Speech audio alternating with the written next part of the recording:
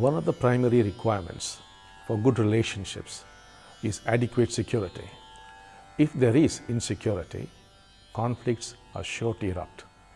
Financial security is a very important contributor to the sense of stability anyone experiences. That's why whenever there is a financial deficit, the resultant fear and insecurity has a tendency to show on relationships. In order to handle the situation, you need to understand the second spiritual law that governs destiny, the law of emotions. The universe says, you manifest what you fear, you manifest what you hate, you manifest what you love. Firstly, let us understand the difference between thoughts and emotion. Thoughts are random occurrences that don't really hurt you. They need not scare you. They don't have such force behind them. Emotions, on the other hand, are thoughts packed with intensity. Thoughts that are repetitive. So what we are dealing with here are emotions and not stray thoughts. You manifest what you fear, says the law. Fear is a primal emotion. You could also say it is the mother of all other painful emotions.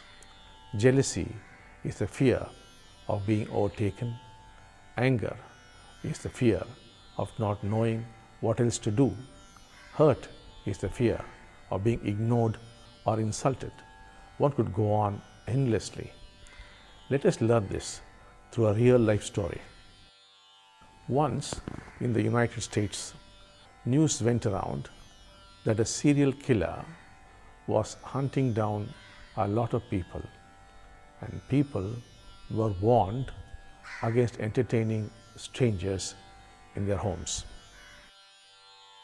Totally oblivious of all this was an old lady who lived in the suburbs of a town all by herself.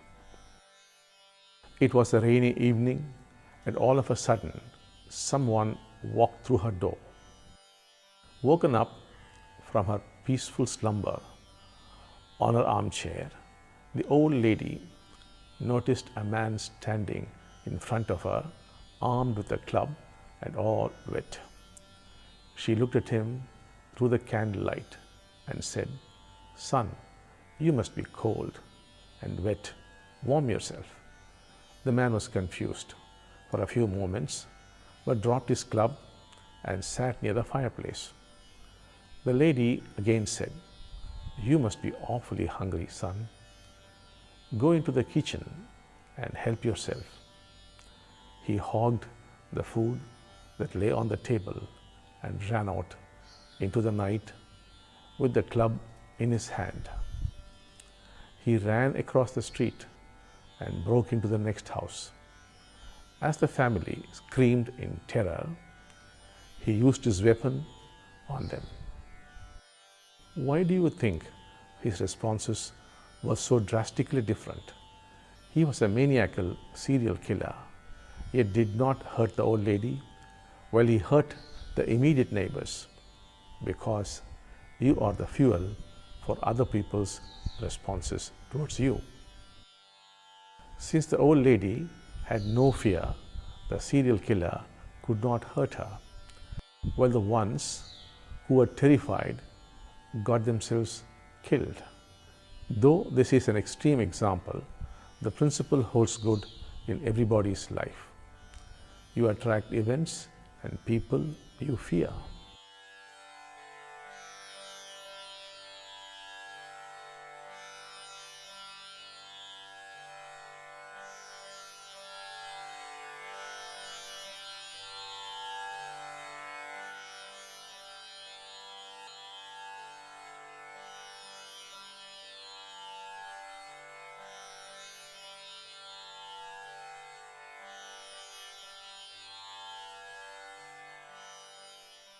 Similarly, you manifest what you hate.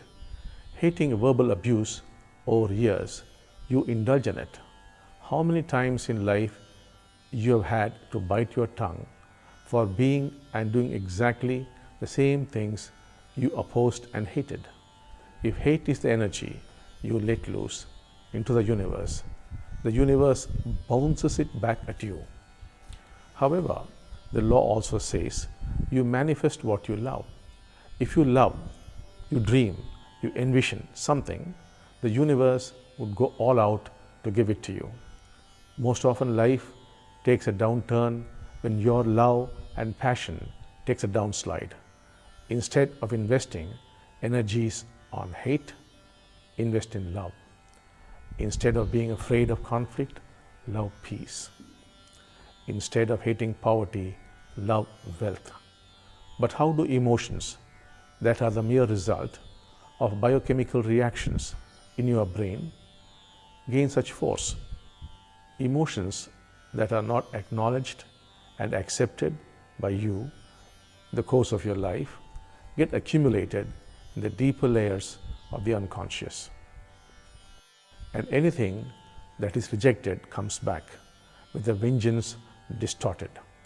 That is why when people indulge in regular unpleasantness in their family, their problems complicate even more.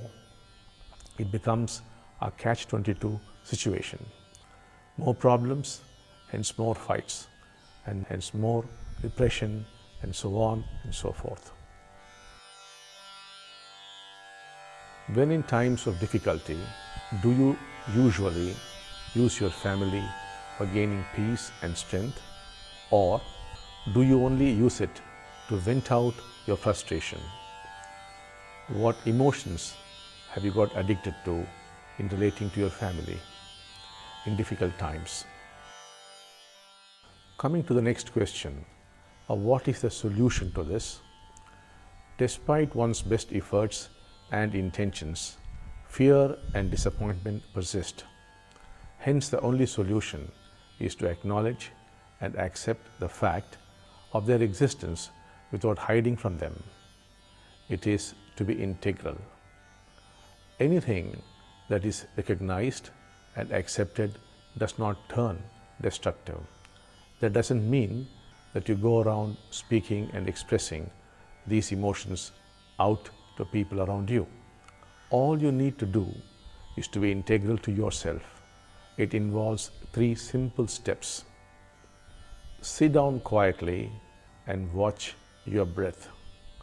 Move into a space of peace and relaxation. Acknowledge the emotion, be it fear, hurt, or hate. Say to yourself, yes, I am hurt, I am afraid, or I am angry. It's okay. An inner affirmation of the truth helps you accept and embrace yourself.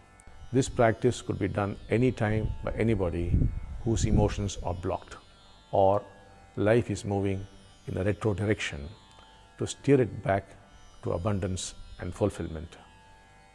You could, if your family culture permits, sit together for prayer in moments of stress.